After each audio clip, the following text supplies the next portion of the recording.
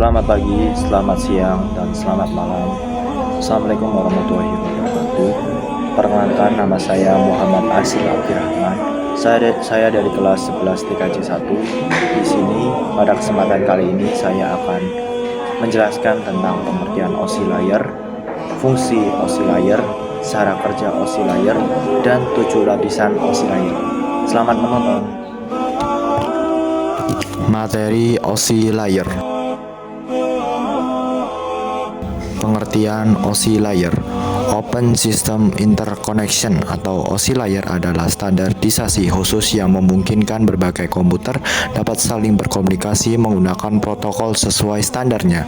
Dengan OSI layer, pengguna bisa dengan mudah mengirimkan pesan dari perangkat satu ke perangkat lainnya, misalnya mengirimkan sebuah email. Secara singkat tentang OSI layer. Sebelum adanya OSI layer, sistem komunikasi antar komputer berlangsung menggunakan protokol yang dibuat sendiri-sendiri oleh produsen dan pengembang perangkat. Ini membuat banyaknya perbedaan protokol yang ada meski masih berada dalam satu jaringan. Perbedaan protokol memunculkan permasalahan dalam hal komunikasi. Pertukaran informasi sulit dilakukan pada perangkat atau jaringan dengan protokol berbeda. Alhasil, sekitar akhir tahun 70-an dibuatlah dua proyek besar untuk menentukan protokol standar bagi semua perangkat. Mengapa sih OSI layer dibuat? OSI layer sebenarnya dibuat agar menjadi model protokol komunikasi yang diadopsi secara internasional oleh para pengembang di bidang internet. Sayangnya, hal tersebut gagal terwujud karena munculnya protokol TCP atau IP hasil pengembangan Departemen Pertahanan AS. Protokol baru ini dianggap lebih efisien dalam mengaplikasikannya.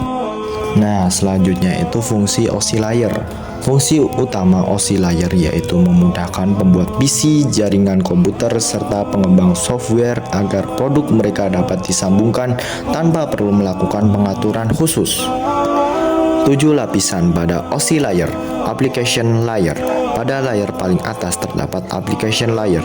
Di lapisan ini terjadinya interaksi pengguna dengan aplikasi yang menggunakan fungsionalitas jaringan. Yang kedua, presentation layer. Presentation layer berfungsi untuk mengidentifikasi sintaks yang dipakai host jaringan untuk berkomunikasi.